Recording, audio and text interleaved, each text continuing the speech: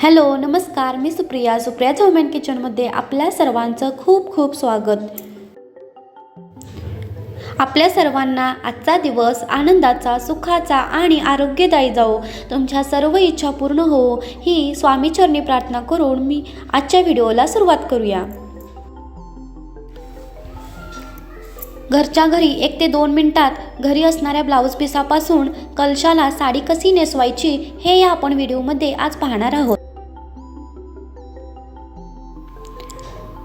त्यासाठी इथे मी हिरव्या कलरचा ब्लाऊज पीस आणि 2 हेअर क्लिप आणि 1 नॉट घेतलेली आहे।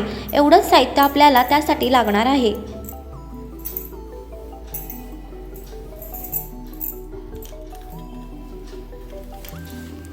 आता या ब्लाऊज पीसाची आपल्याला 2 पदरी घडी घालून घ्यायची आहे। काठाला काठ जोडून मध्यातून हा ब्लाऊज पीस आपल्याला घडी घालून घ्यायचा आहे आणि त्यानंतर त्याच्या समान अशा प्लेट्स पाडायच्या आहेत।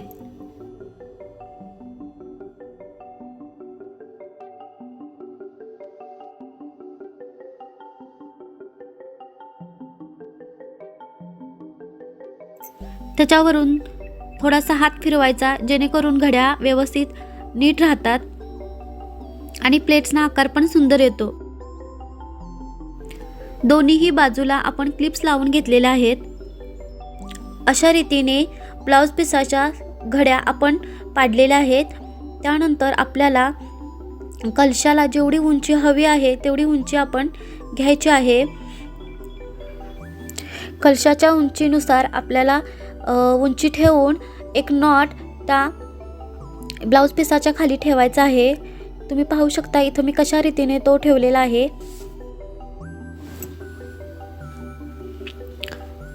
त्यानंतर वरची बाजू खाली दुमडून आपल्याला हा नॉट कलशाला बांधायचा आहे। नॉटने पाठीमागे आपल्याला फुलगाठ बांधायची आहे आणि समोर पुढे लावलेली क्लिप काढायची आहे।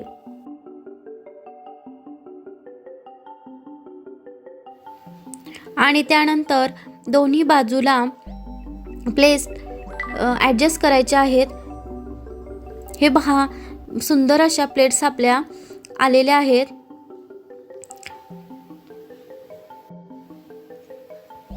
दोन्ही बाजूला थोड्या थोड्या प्लेट्स सरकवायच्या जेणेकरून कलश पूर्ण कव्हर होईल। हे पहा ब्लाऊज पीसापासून कलशाला सुंदर अशी साडी नेसून तयार झालेली आहे।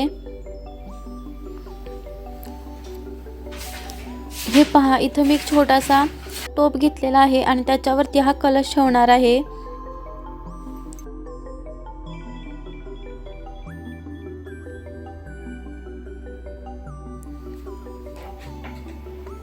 त्यानंतर हार, नथ, गजरा, फुले याने आपण कलशाला छान प्रकारे सजवू शकतो।